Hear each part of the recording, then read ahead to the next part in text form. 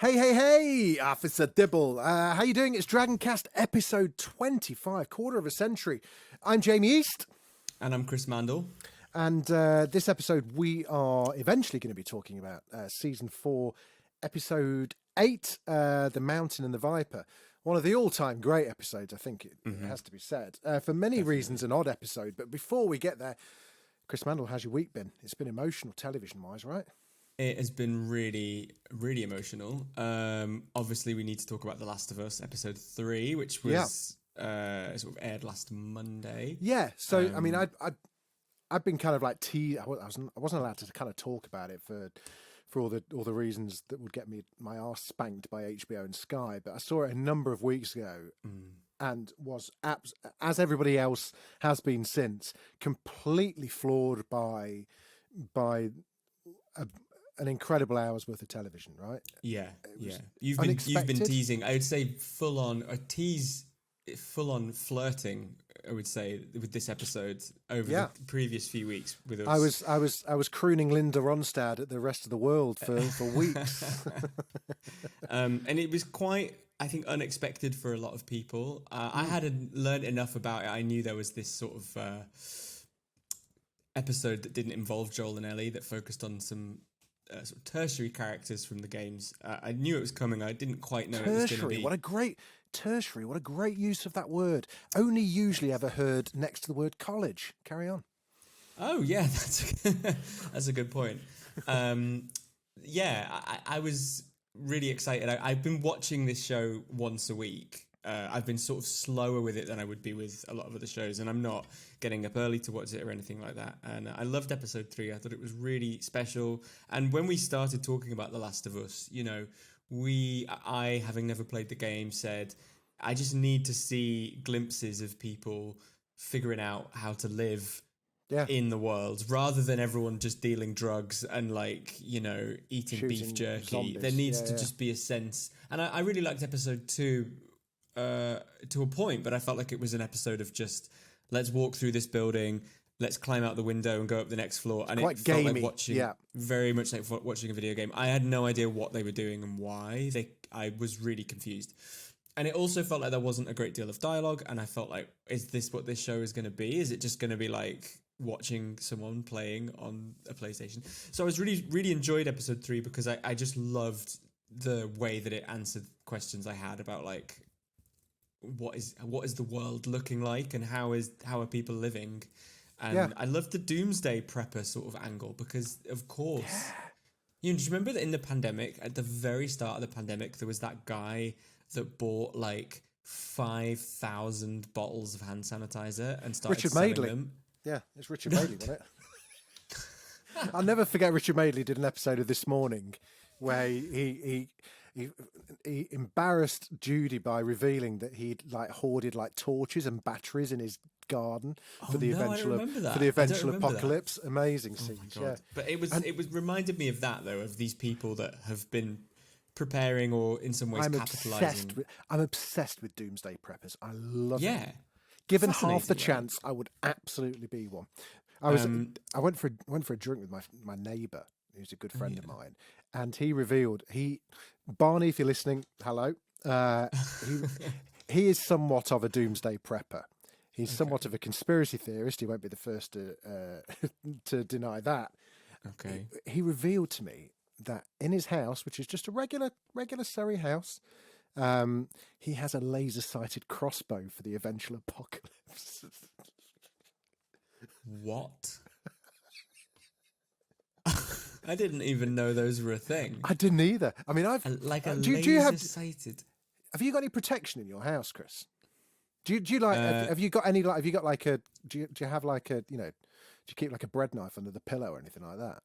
Not under the pillow, because I move a lot in my sleep, so I probably end up lacerating myself. But I don't have a specific tool. Also, my bread knife is really blunt, but I do have a selection of good knives. But it's in within reach. Do you have anything like within? No, like nothing in the vicinity. No. See, I scared myself. See, Instagram scared me, and I've ended up buying an aluminium baseball bat with an LED torch stuck in the end of it that I keep tucked in my mattress. Wow. So, but when you're trying to swing it, the light's going to go everywhere. You're Yeah. not going to be able to see where you're going. And do you know what? My teenage son crept out of the house one night to go make a phone call at the bottom of our driveway. And Mrs. East woke me up. She's like, "Oh my god, someone's outside, And I went, so I was like, right, time for the baseball bat. Grab the baseball bat, shone the light. And 9 times out of 10, you walk out and there's like a cat, like in horror movie style. A cat goes, meow. And I was just like, holy shit, there is actually someone out there. And I was like, what do I do? And I just, my light, turned on my light and went swinging around, nearly knocked my bloody son out. Oh my God. That is... If I hadn't have had the light, I wouldn't have seen that it was my son. I could have broken his face. Oh, that's a good point. That's a good point. I think, if push came to shove, I'd have to use something in the bedroom. I'd use deodorant in the eyes. Oh, yeah. Straight away. Because I've got the lethal stuff. You know, this isn't like sweat protect. This is like the Lynx that's banned in 3 countries. Nitrate. You know? Yeah. The Russian grade, like, deodorant. Amazing. Well, Nick Hoffman, though, sorry, carry on. I would go for the eyes, and then I would get one of my hammers out of my toolbox, and I'd just on each of the kneecaps. Smash them in the head. Oh, kneecap. Good lad. Yeah. I've thought about this. Good. Because I was go for the Achilles heel. If you can slice through the Achilles heel, they ain't going nowhere. I think eyes is a good place to go, just get them, because if they can't see you, then they're probably going to freak out. But we'll be talking about that self-defense tactic in a. No, I just thought what I should do is grab the head with the thumbs. Just I raped your sister. Yeah. You broke into my house on a whatever night. Bill's doomsday prepping is another level, though. I would not have the confidence to smash my way through the gas power station and work out where the grid was for my house and turn it back on, would you? But also the doomsday preppers, I thought it was more like I'd better get loads of tins of chickpeas in case the world ends, rather than like he took it, people are going to break in. Yeah, build kind of like motorized electric fences. That was great. Yeah, I don't know. But I loved episode 3. I loved the reaction to episode 3. I loved, in a similar way to when I used to DJ in a provincial Derby nightclub in like 1989, and I used to play Erasure, and all of the lads like who would never ever like talk to a gay person in their life would be happily kind of like. Chains of love, like, you know, just like give getting a little respect. Exactly, just like crying so, and would never ever, it wouldn't occur to them that the connection. Yeah. I love the reaction to this, where like all these straight guys were just kind of like putting on Twitter, going, "Holy shit, am I gay now? What's happening?" It's like, I'm crying. It's beautiful. It's fucking beautiful. Oh, yeah, I thought it was great, and I think like it's really a really good use of, like, if you're going to do 8 episodes, just break it up a bit. Yeah. It kind of reminded me of like San Junipero, the Black Mirror episode, of like people meeting but like the sort of like analog version, you know, because it's obviously like everything's good analogy. Yeah, post-apocalyptic. But you know, people love these moments of strangers coming together. I think we love I think audiences are very sophisticated now that they can handle like a pivot. No one's going, where's Joel and Ellie? Like, how are they going to get to west of where they are? Like, people can just go, okay, I think it said a lot for the people that did complain about this episode. It says a lot about them rather than the program. Well, I thought it was really funny how many people thought it was made for the show, and it was like, oh, like it's a woke adaptation. It's like, no, those guys are in the game.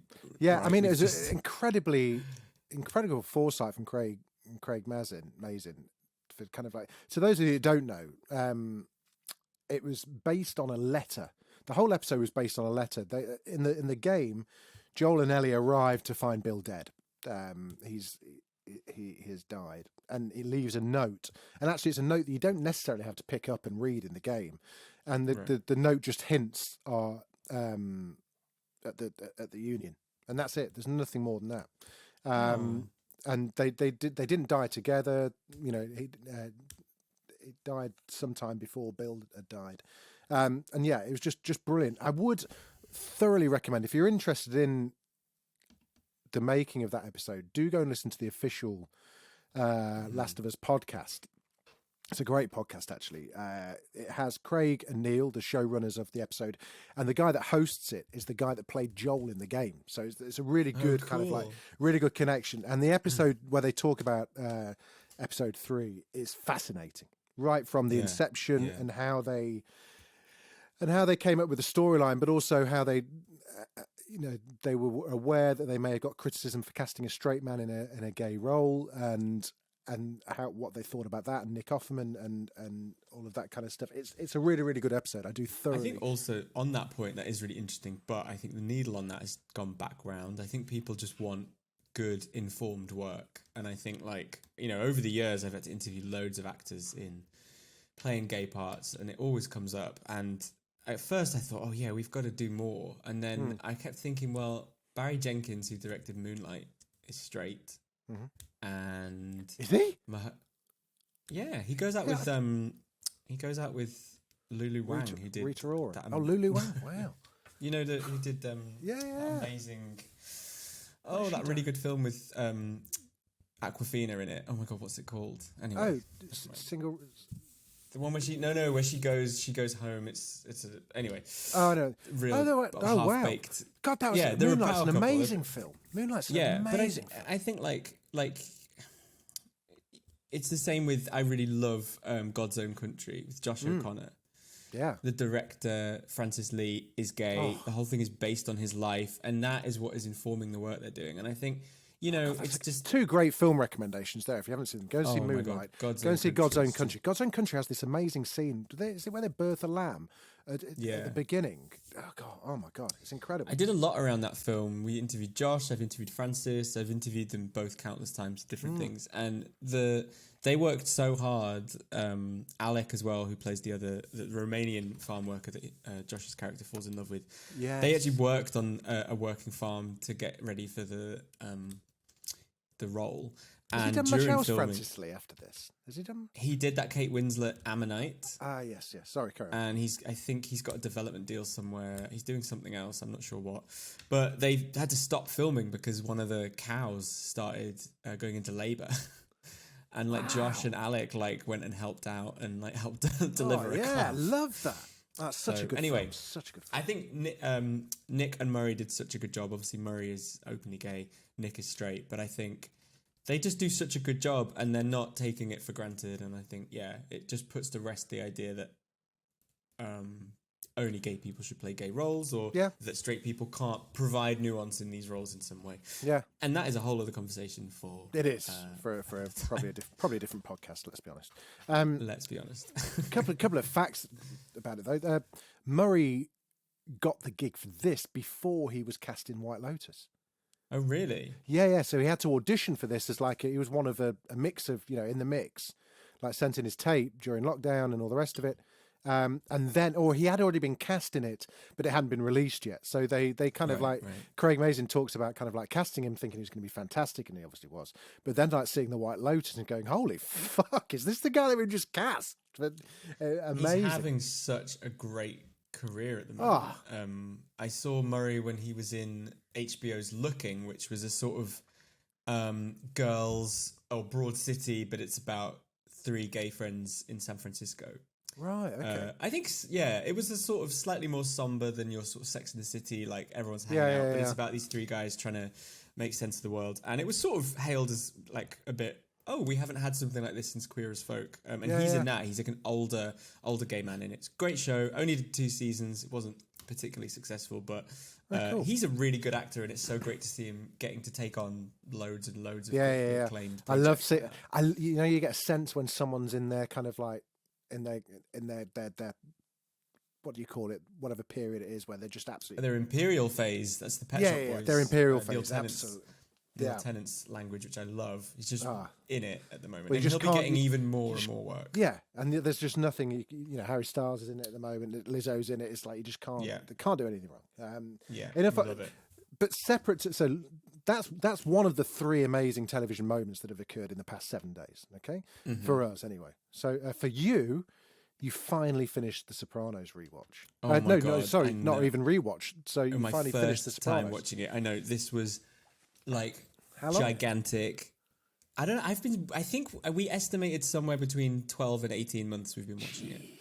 Because Rob and I started watching it when we weren't living together, so we could only watch it on the weekends. And then obviously he's been living with me now for about a year and a bit, so we kind of been watching a couple a week. But we had to start pacing ourselves because, you know, the final run of episodes is so bleak and so intense.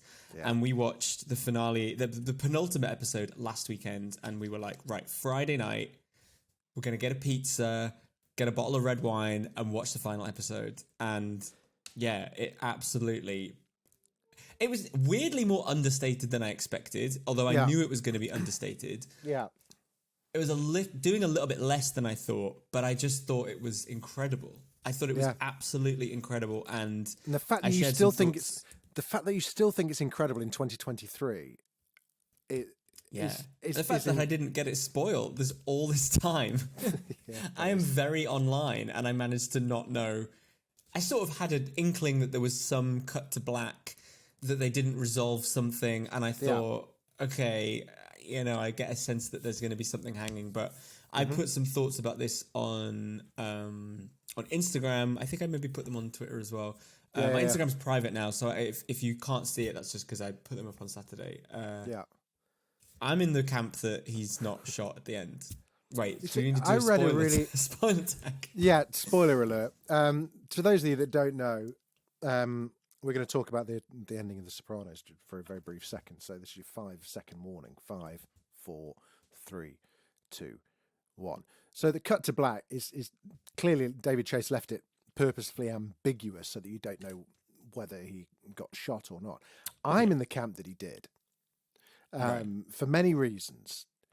Mainly because I'm pretty sure David Chase has come out and talked about it. I read a really in-depth, maybe it was on, what would it have been on? Maybe an Esquire piece in America or one of those, or maybe the AV Club or something like that.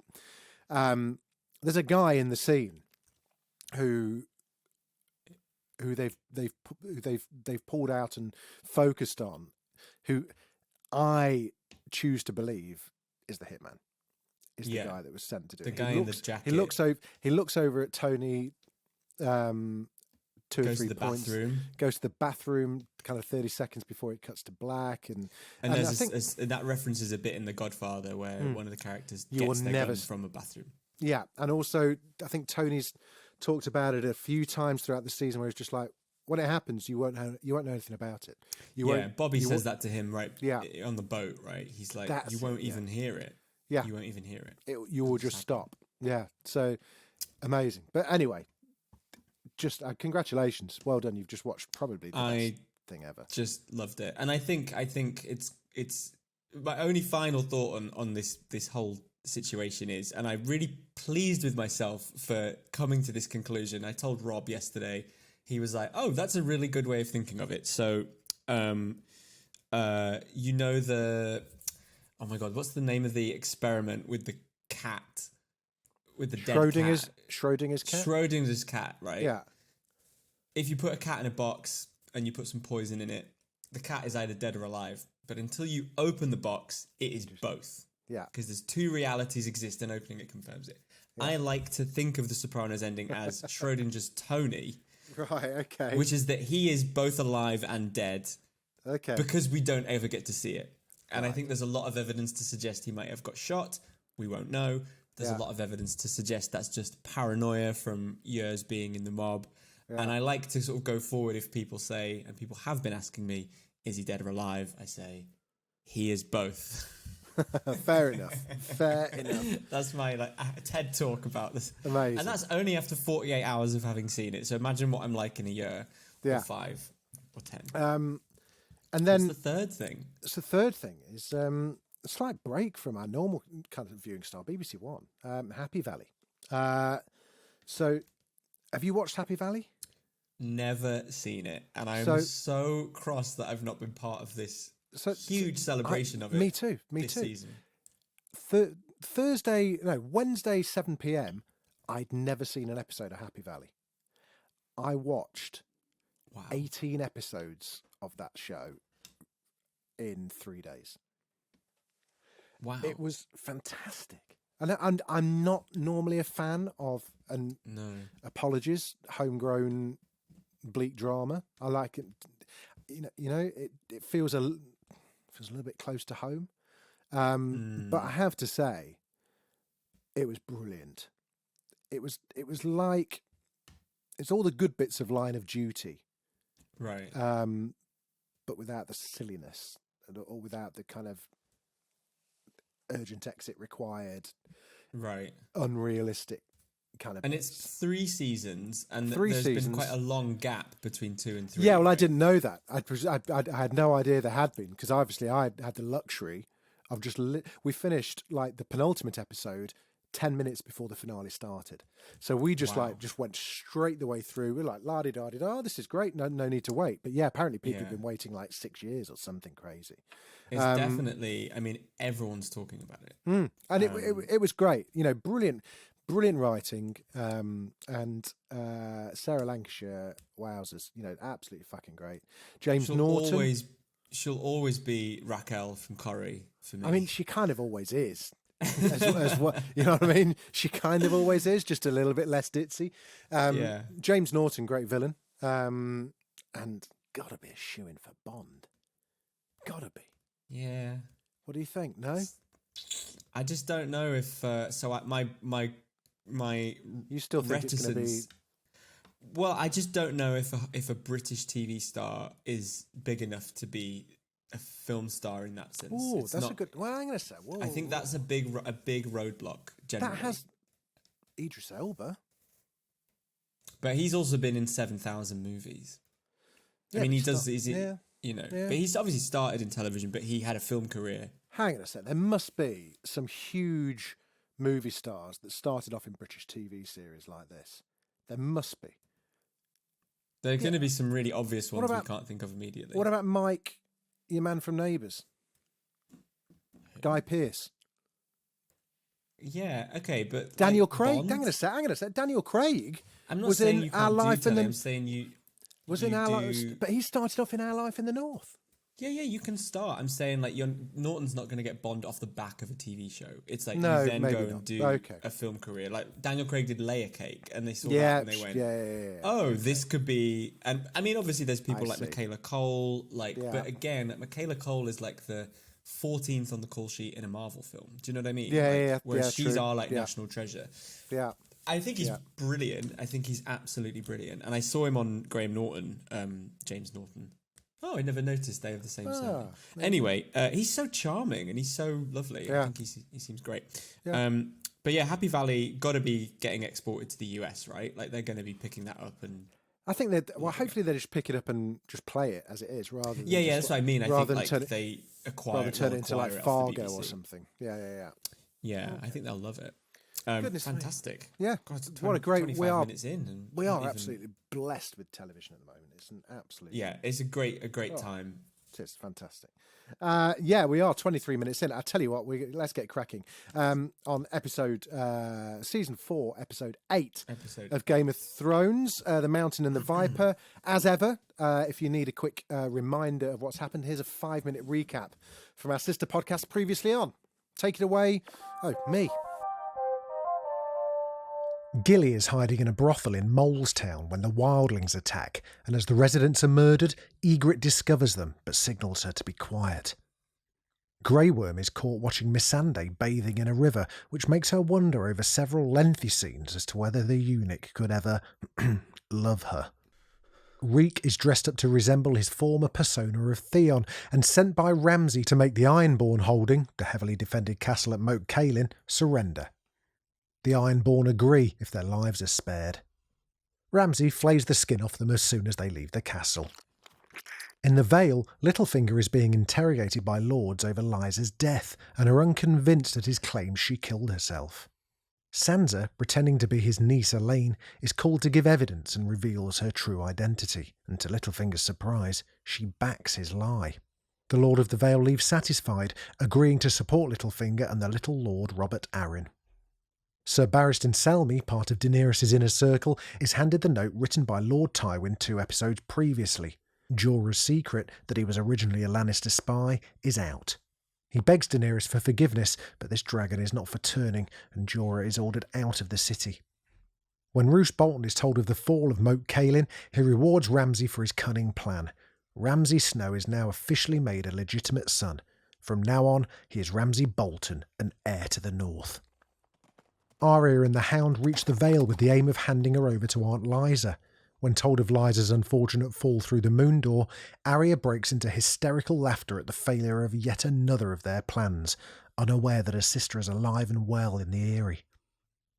Sir Gregor Clegane, the Mountain, and Oberyn Martell, the Red Viper of Dawn, fight in the trial of combat to decide Tyrion's fate. The rather confident Oberyn dances around the Mountain, jabbing at him, searching for weak points as the Mountain hacks and slashes with his great sword. Oberyn loudly declares in front of the court that the Mountain killed his sister and her children, but asks who gave the orders to kill them. He expertly hamstrings the Mountain and stabs him to the ground with his poisonous spear. He seemingly won. Before finishing the job, though, he demands a confession from the Mountain, but is standing too close. The Mountain grabs him, smashes out his teeth, and brutally crushes his head open like a 2-week-old watermelon. Tyrion Lannister is sentenced to death, and we all throw up in our mouths. There we go. Thank you very much. Previously on, someone asked about that. So Previously On is a separate podcast that's there, and someone asked about it. I think I mentioned it last week as well, but it's on a separate feed. If you want to go and have a listen, knock yourself out. Go just search for Previously On in all the usual places. You start with this one, Chris. I had a question. I wrote down, I underlined this. I said, this is what I need to know first before anything else. Sure. Chris Mandle, what happened? What's in the books with this? Is it exactly as what happens? Yeah. Okay. Right. From my memory, I'm going to just caveat. From my memory, it plays out very similarly. The broad beats are the same. Oberyn does sort of land a fatal blow to the Mountain, and he kind of gloats a little bit, and he's so focused on getting this confession because he wants the Mountain to implicate Tywin. He's trying to get it out. Yeah. That is what kind of causes the downfall, that he takes his eye off the prize for just a minute, and the revenge is kind of what kills him. That thirst for revenge is what doomed him. If he'd just stepped away, known he's avenged his sister and her kids, that would have been one thing. But yeah, so it's pretty much the same, I think. I think the one thing that was made up is this. One of my least favourite parts of the episode, actually, which I liked on the first time I watched it, was Jaime and Tyrion talking about their cousin, who's like... I was like, what is this awful story? I mean, I understand the conversation. They're going, why does violence happen in the world? Like, why is the world fueled by violence? You know, maybe our god is just some random guy crushing beetles. But, like, God, I hated it. I hated the acting in it. I thought the dialogue was awful. But at the time, it got a lot of accolades, that scene, didn't it? It did. Yeah, I thought it was really awful, and I thought there's a scene they mention in Maester at Casterly Rock, and Jaime just goes, "Oh yeah, he tried to touch me once," and I'm like, "What? Like, what the fuck? Like, you would not." It's just so honestly, like, I really could not believe that got in. Like, it's these two guys just like bantering when one of them is probably about to get killed. Yeah, that was the thing. Like, that's the thing that did feel a bit. Yeah, did feel a bit off. Was like, hang on a second, can we just focus on what's going on? Yeah, the other thing that I hated, and I'm just getting this out of the way because I like the episode. The first scene where they go to Molestown, which is this small, it's actually quite big, sort of community near the wall. The dialogue between all these like poor folk, where they were all going like, "Oh, he's Willie so small, I thought it was a eunuch." And they're all just like yelling at each other, and I was like, "Oh my god, this is like Guy Ritchie would be like, this needs a rework before it can get." You know, it's just. I thought it was dreadful. I do like the names that George R. R. Martin gave to those, Molestown and Flea Bottom. Like, I love those. Yeah, Molestown is named that because it's not very much above ground, but there's loads of tunnels and loads of layers underground. Wonderful. Which is really clever, because obviously it'd be so cold around there. Yeah. But I just, the fact that also, bear in mind these guys are all just quite poor, like probably farmers working the land, like whatever. drinking around, and one of them whistles "The Rains of Castamere." It's for the audience to go, "Oh, I remember that song." Yeah. And then one guy goes, "Do the Bear and the Maiden Fair." And it's like, guys, there's more than 2 songs. Yeah. In Westeros. Yeah.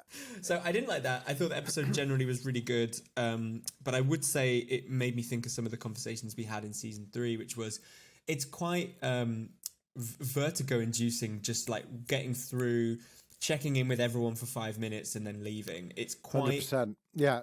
breakneck. I think. Well, that's when I put in retrospect, all of the event episodes, like Red Wedding, like even Baylor, all of the ones that we've done so far, have all taken the same rough templated kind of framework, which is, the actual, the main event of this episode was 9 minutes long, right at the end.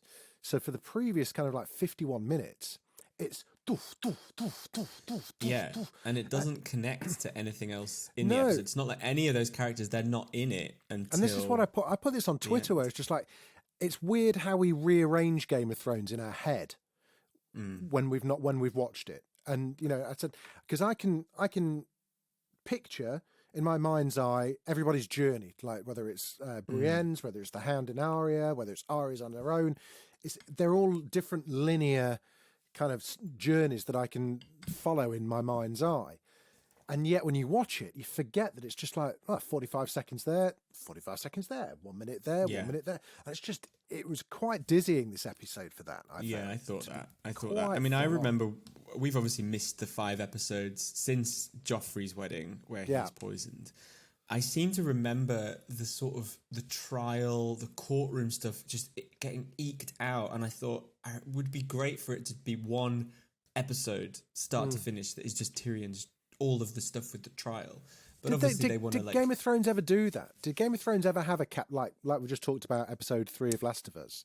No, I don't think they did. I don't think they ever did like a bit of a kind of I imagine it's the things that cost money are only possible because they can spread the costs out across 10 episodes, and they can do episodes where some of the cast aren't in and some of they're not. And I just think it's probably a logistical thing. Yeah. Probably is, Any of the battles, I mean, maybe the Long Night is kind of what, but then that was the most expensive episode of telly ever made, and they spent like 72 days filming the battle or something. It's just like, doesn't really count. But no, there's not really been like a but no, I thought the good bits were good. There was some things that I liked more than I remembered, and I think they've benefited from us not watching the whole season. I thought the Sansa and Littlefinger stuff was really good. Yes, and I forgot there's a lot of kind of like major bits or major kind of turning points in this episode, weren't there? There was the Sansa bit where she turns into Black Widow or whatever, quite cuckoldy that scene wasn't it? It was quite. Yeah, they do a very interesting shot where she's testifying, and she, what's her name? Sansa Stark. Yeah, that's the one. Yeah, married to the Jonas brother, Sophie Turner. Yeah. Jesus Christ. She's in the foreground. Baelish is in the background, and it's so out of focus that he almost like melts into the wall. Right? It's so blurry, but you can see him there, and you can see his impact on her because she makes this incredible, elaborate story to save his bacon, right? Yeah, and Baelish even says like, "Oh no, don't bring her down. Like she doesn't know anything." They're like, "No, we're going to make her testify." And then obviously he's in on it. I thought it was really, really well done, and I really liked. They'd not spoken beforehand. That was not a planned thing. He was surprised. Well, I think it was, but I think the implication is. I didn't think it was at all. I thought that the look that Baelish gave, I thought Aiden's acting was just incredible in this episode. In that scene, I think he's someone who's. I got the impression that the reason he didn't want Sansa to come down was because they'd not collaborated their stories. That it was a bit kind of like standing outside Headmaster's office, like, right, you tell me what time, and it better be the same as the time as your mate. And then when she came out with this story, he was looking at the ground thinking, I'm fucked. And then just slowly went, holy shit, she's good. So there's unless you're going to tell me not... that wasn't the case. For sure. Well, I can't remember. I mean, they've been in, there's been a few episodes that, since they pushed Lysa out the moon door and that sort of thing. Mm-hmm. I can't remember exactly where we're at with this, but what I do think is interesting is there's a good chance you're right, that they've not actually colluded, but she's wised up to how to play the game. Yeah. And she knows... better to be on his side because he did sort of get her out of King's Landing and that sort of thing. I think that's very, very, very possible. Actually, one thing we do know she had been doing was she'd spent a lot of time kind of making that feathered dress. Yeah. A lot of nice and easy hair dye in the Vale as well. Well, there can't be that many birds up that high on the Eyrie, so I don't know how she's managed to do that. Maybe she's got a crossbow as well, and she's been laser sighted. Yeah. But I thought it was very good because we last saw her leaving the wedding, and to sort of see her now appearing a lot smarter and being quite clever. I think watching it episode to episode, I feel like I didn't get that because it takes us a minute to get there. So kind of coming in blind, you're like, oh, she's... Yeah, and I think I weirdly just like that storyline where Littlefinger's consolidating his power. He's kind of pulling one over on all the lords. That house and that area, they sort of stayed out of a lot of the infighting in Westeros because they lived so high up. They were just like, la, like, we're going to stay up here. And Littlefinger's really guilted them all into sort of, getting stuck in. Yeah, getting stuck in. So I really like that. Arya, I forgot Arya literally gets to the gates of the Eyrie where Sansa is and is turned away. I completely forgot that. It's just like she could not catch a break. That trip with the Hound was a nightmare for her. Yeah, always the bright. And again, they do it was a really an hour clever late. thing. Yeah, I know. Yeah, they do that clever thing where he says to Arya, "Poison is a woman's weapon. Like it's not no honor in it." And we know that. Yeah, like Olenna Tyrell did. Well, we know now. We know now, but also Littlefinger was involved, and I think again, it's like, you can hire an assassin, but everyone will think a man did it, and he's quite clever in that he's got the women because Lysa also poisoned her husband on Littlefinger's orders when she found out her aunt is dead as well. This sort of Joker-esque cackle where she just sort of lost the plot. I thought that was really great. So it's just kind of mania. She was just like, fuck it. Yeah, it was manic, wasn't it? And I think, again, like, we haven't seen her at all this season because she wasn't in this episode we watched last week. But she's just realizing, like, okay, I was part of a wolf pack and there's no wolves left. I'm just going to have to be someone else. And it takes a while to get there, but I think it's a really interesting... hang on a minute. There was in the intro, they had Bravos in the intro, across the sea. And no one was there in this episode, were they? Did they talk about Bravos though? Peter Baelish did because they said, you're technically a foreigner. And he said, yeah, like my great grandparents are from there. But we're all foreigners. Like we all came from somewhere else. Yeah, we've so all maybe it's for that. And maybe it's... I know earlier in the season... Stannis goes to the Iron Bank, which is in Bravos, and that's where your man... Do we see him there with Mark Gatiss? Yeah, with Mark Gatiss, yeah. I think it maybe the next episode, or it's happened. He goes to try and get money. I think the Iron Bank scene's great. I love Mark Gatiss. I love it. Yeah. I just love Mark Gatiss playing a financier. It's so funny. Yeah. And so I guess the show is also trying to just prime us for like Arya is going to go there next season. Like, just remember it. Exactly. What did you like? What sort of jumped out for you about the episode? Weirdly, the opening scene in Molestown, yes, it was all a bit kind of like, oh, bloody hell. It was a little bit Monty Python, wasn't it? But I forgot about the Fen. Is he the head of the Fens? The kind of bold, kind of like Neanderthal fella, was it? Were they called the Fens? I seem to think they were. The guy that Theon speaks to. Yes, the guy that's joined Tormund. Yes. I forgot. He becomes quite a big nemesis, doesn't he? And doesn't Jon kill him in the end? Doesn't he bite the bullet in maybe next episode? Yeah, he does. I think they had to introduce a couple more villains for the battle to sort of. Fens, not Fens. Fens, they were called. I enjoyed. There are a couple of nice cinematic moments there. I love the blood dripping through the floorboards from above. That was amazing. That was a really good moment. One of the good lines that it's just an owl, you dumb bitch. I quite liked that. When actually was it Tormund doing his yeah. I love that they're like these savage, brutal, like men without a code, and they're like, but we do know how to imitate woodland animals. Exactly. What else? What else did I enjoy? The Reek. I quite enjoyed Bolton Roose giving Ramsay his name back. Felt like quite a good pivotal moment. And again, there was, but Roose's Reek's moment. So when he goes back to, at first I thought he'd gone back to the Iron Islands, but he hadn't. Had he? Where had he jumped? So he's gone to Moat Cailin, which is right? Okay, a sort of stronghold in the north. When the Greyjoys invaded Winterfell, they came to the coast and they sort of came in through Moat Cailin and they sort of killed everyone there. Gotcha. And then they've held it. And it's a bit of a pivotal. It's on. I think it's on the King's Road, so it's quite a bottleneck. Yeah. It's a really. It's not a big place, but it does sort of. And they were all coming. Yeah. And they were all coming down with the pox, weren't they? There weren't many of them left. They were all kind of like die. Oh, I did write Moat Cailin, but my auto spells turned it to Most Caitlin.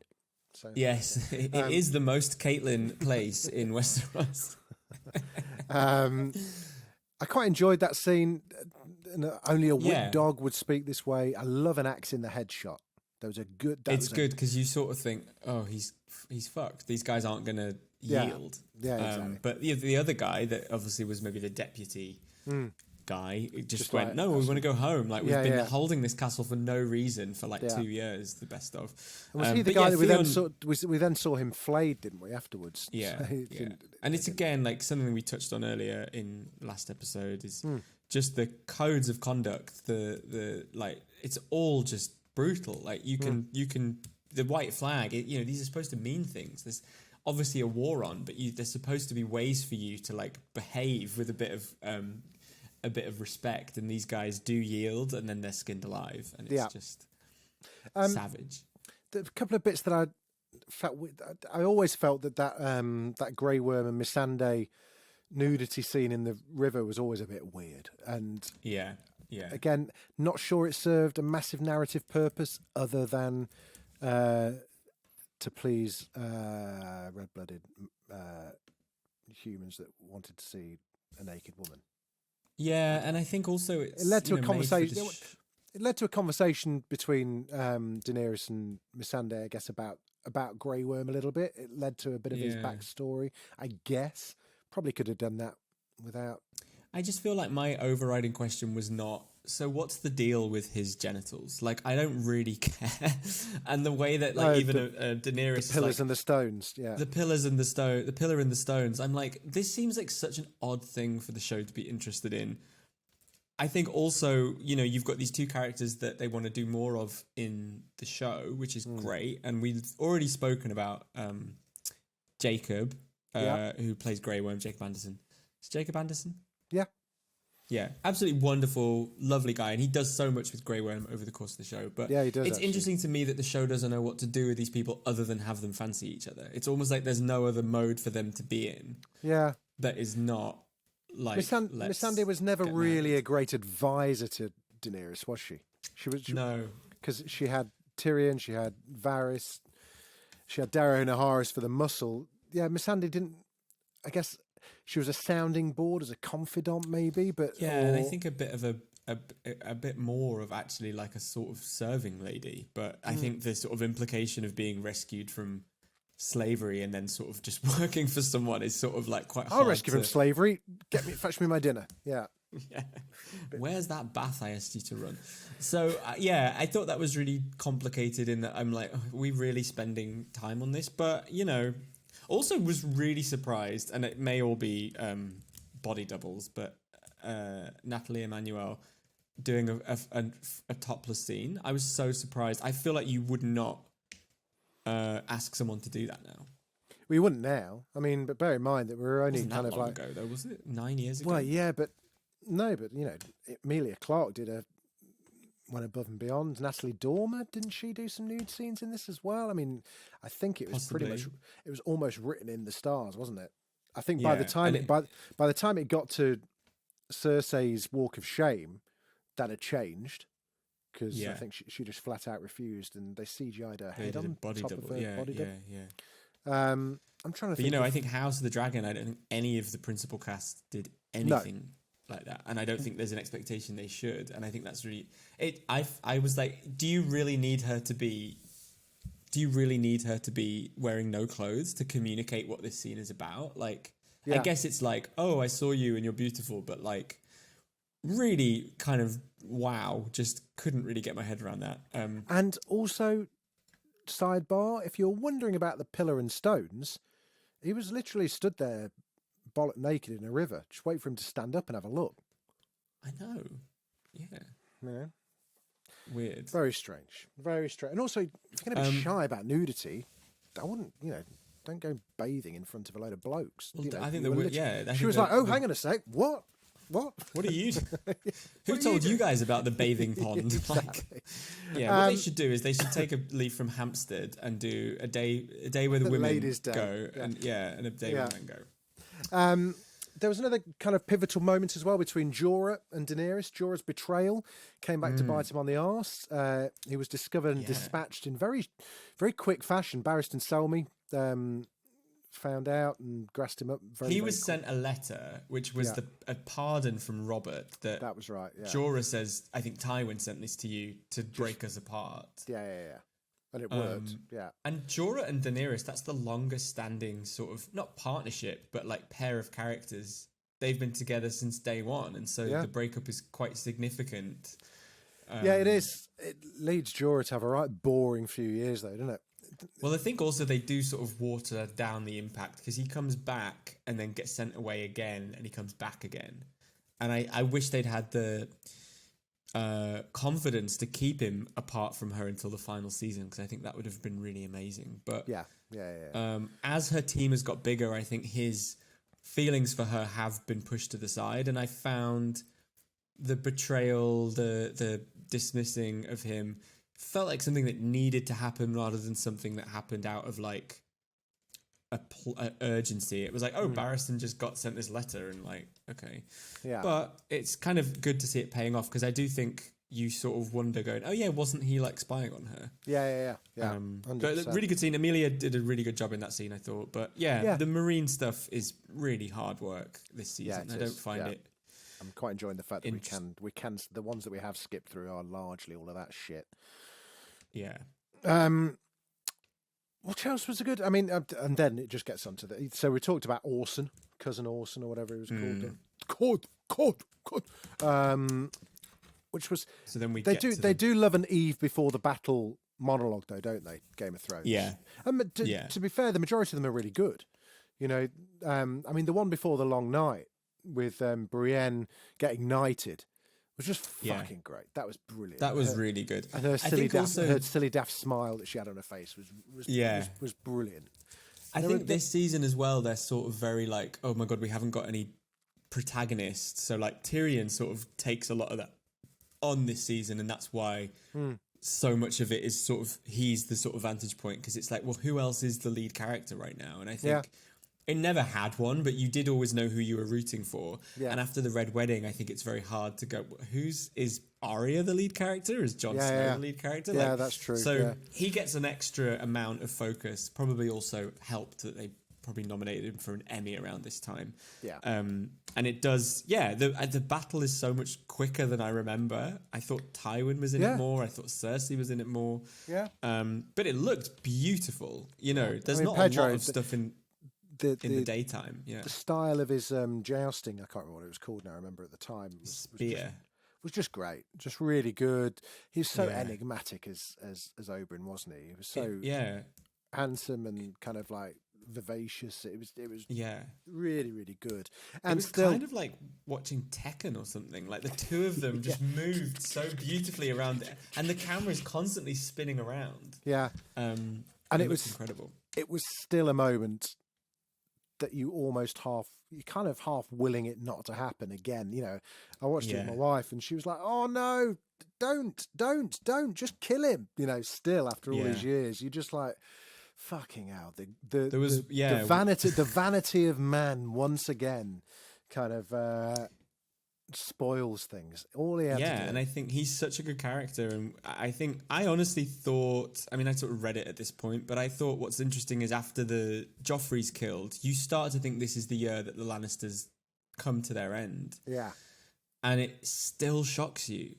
You know, you watch it and you're like, well, if someone is gonna get revenge, if someone is going to get vengeance, maybe it's this guy. Like, he's got such a good case. He's so smart. He's political. He's sexy, confident.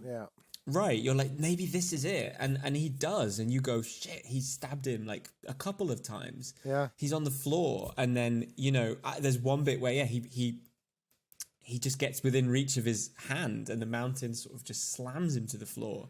And it was just flips him over. Yeah. And I just remember watching it the first time just going, why did I for a second even assume that this wouldn't happen? Why, after watching The Red Wedding and Baelor and all these moments where you have happiness and revenge kind of like snatched from you at the 11th hour, why did I for a second think that this was going to end any differently? And yet it was still... There's this kind of amazing... brutal. Yeah, but there's this amazing feeling, isn't there, of like, oh, the house always wins. Like, they're still winning, you know? Yeah. I think one of the things that does dull it is, and this is even more pronounced with us not watching it all, but the Mountain was recast, I think, twice. And he's now in his final form, right? This is the guy that, and then obviously he comes back as Yeah. Robert Strong or whatever he's called. But I think it's hard. I think the stuff with the Hound, the Mountain, the Lannisters, like, it's sort of hard to remember quite everything that happened. And so obviously Oberyn's come back, and it's like, here's all the things that happened, and I'm really mad about it. But I do think it lessened it for me. I couldn't really remember. I think by the time I got season 8, I either couldn't really remember or didn't really care what had gone on between the Hound and the Mountain. I just knew that there was going to be some, you know, everyone was kind of like, what do they call it? What was a Clegane Bowl? Clegane Bowl. That was it, yeah. I think also, like, it just, I hated the way the show was like, oh, everyone talks about this online, and it's sort of a bit of an in-joke that there's going to be this showdown, and they sort of seem to spend an inordinate amount of effort making that happen in the final episode or the penultimate one, and I because they didn't really need, Clegane Bowl didn't really need to happen, did it? Well, yeah, they're just not on the screen enough. They don't even, you know, first of all, the Mountain doesn't talk. We don't see him talking, right? So we don't really know. We just know that Clegane, Sandor Clegane, you know, they had a very difficult childhood, and he is like a butcherer and a rapist and everything like that, right? But it's sort of like, it's just not satisfying to see them because they don't talk about each other that much. And I think it makes so much sense, but it also feels like the show trying to just do fan service or hyping up something that I just don't know if it was that satisfying. But true. The actual eyeball head smashing popping scene at the end of this episode was just one of the most visceral things they've ever done. It was shocking. It was still shocking to watch. The prosthetics were incredible, and even, you know, that first punch knocked all his teeth out. You know, and he was there kind of like, you know, you see those photoshops of Harry Styles with no teeth, and it just looked like it's like Pedro Pascal with no teeth. All of a sudden, it was just like, like he'd been photoshopped. It was just, and then just seeing him lying on there with like literally his head still squashed on the floor. Oh, it was awful. Yeah, Tyrion's reaction shots throughout that battle were great. The glimmers of hope, the kind of, all of a sudden he's got a tiny bit of like swagger when him and Jaime catch each other's eye. And then just Jamie's trying hard not to cheer too much as well, which I thought was a good detail. And then at the end, just the look on Tyrion's face, it's like, what the fuck? Certain death, right? That's what he's thinking. He's just like, this is it.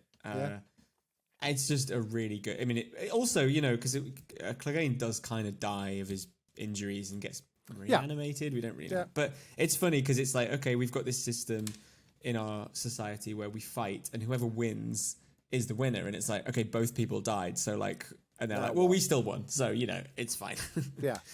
but Well, that's brutal. a good point. On a technicality, they both died, didn't they? Yeah. Now I can't remember if this comes up in this show. I think it is. But his blade is Oberyn's blade poisoned, is wasn't it? Poison. Yeah. Which why we've heard is a woman's weapon. But I think it's very interesting. Like, well, he was bisexual anyway, wasn't he? I don't think he was that fussed about it. The queer weapon is poison on a blade. That's like a bit of both. Exactly. Okay, great episode. Lots there. One of the most talked about of its time episodes of TV that year. Certainly one of the most shocking. Really enjoyed that. It was a good up and down episode, but ultimately well chosen, you guys.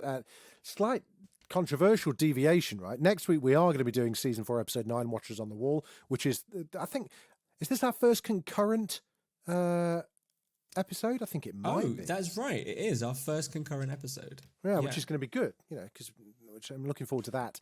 And listeners, we hear you, we've heard you, we've listened. We're learning. This is like a celebrity apology. We've listened to the feedback and we're learning. We're taking time to learn and to heal. We will be finishing with an extra episode. We are going to do episode 10, The Children. 4 for 4. 4 for 4. I think doing 3 in a row, that is really exciting. I think these are really good episodes. Now, Watchers on the Wall, I've said on this podcast, I didn't find the battle that engaging. Okay. I'm really looking forward to being wrong. There's definitely bits on our rewatches where I've gone, that is so much better than I remember, and that might be true of this. Yeah, I enjoyed it. I think it's a very small, self-contained battle for Game of Thrones. So normally, like, the battles are good because they're huge, and there's hundreds of thousands of soldiers. Of fighters and this, that, and the other. This is a different kind of thing. This is almost like it's quite Errol Flynn, in its choreography and the rest of it. But for me, the better for it because it's so self-contained. It's almost like playing a video game. It's quite a video gamey battle where you can't. You're just trying to hide behind a cart and hope someone else takes care of everything. 100 of them and 1,000 wildlings, right? That's what one of the guys said in this episode. The odds are crazy, and they're coming from behind. They haven't got the defense that the whole thing is. It's so funny, isn't it? They're like, well, just build a big wall and no one can come in. And it's like, what if you're attacked from behind? They're like, haven't thought about that. Shit. Yeah, but I'm excited to see it. I am. I think it's what sets Jon Snow on his path as well. Well, for obvious reasons, because up until now, Jon's been a bit bitty, a little bit kind of like you were saying, we don't really know who the protagonist is or the hero is or who we need to root for. I think after this is where everyone was like, "Oh, Jon Snow's the dude. That's who he's going to be the guy." It kind of makes sense because the thing is also, I think, like, you have to get the wildlings out the way as a threat in order for him to deal with the White Walkers as a threat. In order for him to deal with the stuff that's happening south. Yeah, in order for shit to there's a lot. Yeah. But I'm actually really excited because also I think when we talk about these very character-based episodes, it's a certain kind of conversation that you have. And when we do a battle, it's very different. So I think it's going to be a really good opportunity to talk about the show, a different kind of episode of the show. So that's really exciting. And then, and then the children. So, looking forward to that one. Yeah. So the week after next, we'll do our vote on season 5. Yes. Yeah. Oh, God. Now, also, slight deviation from normality. We're not doing a bonus episode of the AOA this week. And I'll explain to you why. Mainly it's because episode 5, is it we're on? No, 6. No, 7. 7, sorry. We're on part 1, episode 7. And it's a pretty poor episode. I'm going to say and I watched on my rewatch. I was kind of like, I don't know what to talk about here in this episode, apart from just going through the motions of what happened, and actually not a lot happened. It was like we went back into present time. It wasn't very engaging. I didn't get into it as much. What did you think? I thought it was just set up for the next episode. I think with the OA, the stuff that happened in the past is so much more interesting than the stuff that happens in the present. And to have a whole episode in the present, after the cliffhanger from the last episode. Felt like, this show is so good at not doing things traditionally, and it felt like they did that traditional thing of like teasing you and then withholding. Yeah. So I found it a little bit boring. I think it obviously moves things forward a little bit, and there's elements of it that were quite interesting, but it's just not a lot to talk about. And I think, I thought the people that play OA's parents were great. I thought there was a real sense of. It felt a little bit dated. This whole kind of like, oh my God, how can they take pictures? You lose a bit of yourself. You have no control over this once it goes onto the internet. And it felt a little bit of its time. That whole section in the restaurant did. It just. But there wasn't really anything happened. It's necessary, and I think that's one of the lessons the show is learning in real time as this is happening, is that sometimes you need to clear the decks, you need to set things up, and it's been a show that so far has just played by its own rules, and so they've sort of been felled because they're like, well, we have to set the stakes, we have to show, is that Stephen, he gets kind of disillusioned, going, well, you're just using us so you can get your boyfriend, blah, blah, blah. I just want to see where it goes. So next week we'll maybe do I don't know, there maybe will be loads to talk about, I don't know. Hopefully we will, because it's the finale. Yeah. So next week is the season finale. Yeah, so looking forward to that. I'm really looking forward to that next week. We'll do a proper chat about that.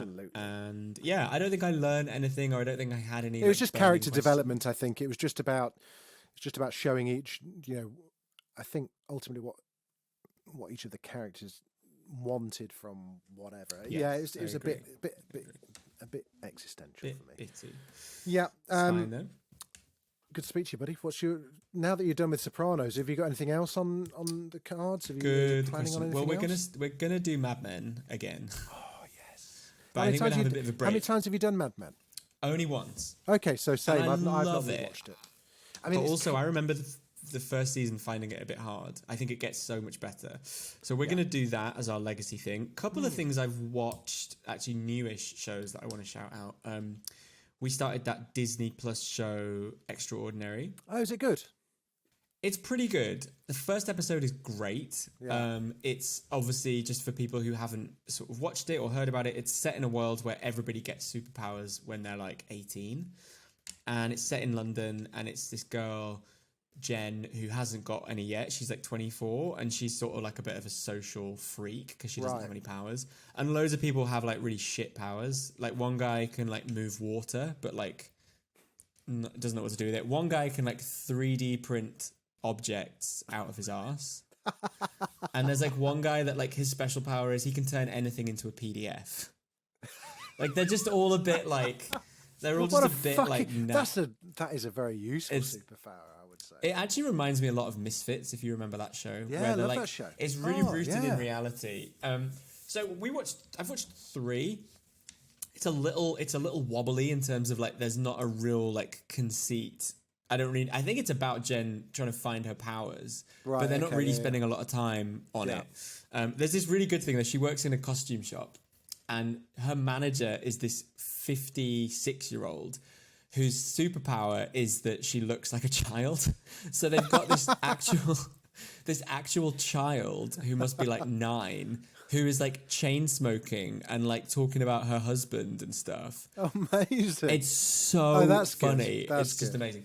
And then half an hour, it's really fresh, and just it's like Disney Plus's like first original British programming, and it's really good. Okay. Oh, cool. All relatively like brand new, no famous people apart from the nun from Derry Girls, isn't it? Right. Okay. But yeah, I like it. And the other thing I've been watching, which I fucking adore, is an American show called Search Party that has only just been made available in the UK. In the US, there's 5 seasons, and it's on iPlayer. So if you've got iPlayer, you can check it out. It's called Search Party. Search Party, yeah. And it's this kind of murder mystery set in New York, and the cast are these like awful egomaniac like millennials. Like they're all like really obsessed with themselves. They're all quite mean. I haven't seen him in it yet, but I've only seen 2 I'm on season 2. Okay. So the premise for this show is that this girl that they kind of knew from school goes missing, and they're all so like self-involved that they decide to make it about them. So they decide to try and find her. And it is one of the funniest shows I've ever seen. They're half an hour. The soundtrack's amazing, and it's just about like what if the most obnoxious people in New York tried to solve a murder mystery. It's just really fucking good. Oh, great! I'm gonna give that a shot. Have a look. Yeah. I would really recommend it. And there's 5 seasons. I have no idea how it's going all this way. Some of those weird license where shows just never ever appear in the UK. It's very strange. Yeah. Usually it has something to do with Peacock, always, or Hulu. Hulu's one. Yeah, fucking Peacock and Hulu. I've loved that, but no, not really got anything else. Okay, I finally finished watching BoJack Horseman again. That's the I've never seen that. I can't do cartoons. I think you'd find it. It's intense. It's not. Oh really? It's bleak. Yeah. Oh okay. All right. Okay. I don't think. Yeah. Anyway, what have you been watching? I finally finished Slow Horses season 2. What did you think? I thought it was great. I thought am I right? Maybe I've just happy valleyed myself to death this week, but was the finale a bit shit? Yeah, I think you can say that. I thought the series was really good. I thought the finale. Yes, I'm gonna say the finale was shit. I thought the finale was really naff. It turned into a bad episode of Spooks. Yeah, I think it's funny because it's a show that is sort of about the people that don't get to do that sort of stuff, and then they got a bit high on their own supply, and they're like, what if they're all running around trying to stop a massive terrorist attack? The whole and the switcheroo of who the bad person was. I did find that a little hard to follow, I have to say, and I think I ended up kind of watching it just to get through it in the end. I think first seasons are much better, I think. Did you see the trailer for season 3 though? We were talking about this, weren't we? Yeah, it did look good. And Sope is in it. Yeah. Of course, our friend. Our friend will have to get him back. It's so cool that that news was not out there. They announced it in the trailer, and I just think that's really good. That's a good idea. Cool. Isn't it? Yeah. So we can forgive a wobbly second season. Absolutely. What else have you been seeing? So a couple of recommendations that I haven't actually watched yet, but Your Honor season 2 is available, I think, on Paramount Plus. Right. Did you see the first season of that? No. Really good. Bryan Cranston as a high court judge who gets himself into a right fucking state. It's really good. Do go and watch that. I'm hoping that season 2 lives up to it. I've not read any reviews of it yet because I think it only came out last week. Looks great. It's Bryan Cranston. I'm always going to watch that. And a big shout out to this series. I don't understand why no one is really talking about this series. Mosquito Coast on Apple TV. It's a TV adaptation of the film, which is itself an adaptation of the book, which I believe was written by Louis Theroux's dad or uncle. What is this? The one with Justin Theroux? Nicole Kidman? No. It's Justin Theroux. And watched the first season. Absolutely fucking loved it. It's great. I think it's a pretty faithful adaptation, but kind of spruced up for the modern age. The film starred Harrison Ford and River Phoenix. Oh wow! Yeah, and was really, really good. It's about a kind of like a bit of a off-gridder, kind of like on the run from the FBI style. You know, someone who did something bad for Amnesty or Greenpeace or something, and is now on some kind of watch list. So is always assuming identities and moving from town to town, and the impact that has on the kids and all the rest of it. And it's really good. Just eminently watchable. You know, sometimes you just want to watch something that's kind of exciting and looks great. And Justin Theroux, I really like him. So that's my recommendation. And there's 2 seasons up now on Apple TV Plus. Ooh, okay, that's good. That's good. If any listeners have any recommendations as well, let us know. Yeah, get in touch. I really am in need of some new things to watch. Yeah. Great stuff. Chris, always good. Always a pleasure. Absolute pleasure. Yeah. Next week, episode 9 rather, Watchers on the Wall. I'll see you on the wall. Absolutely. Until then, Dracarys.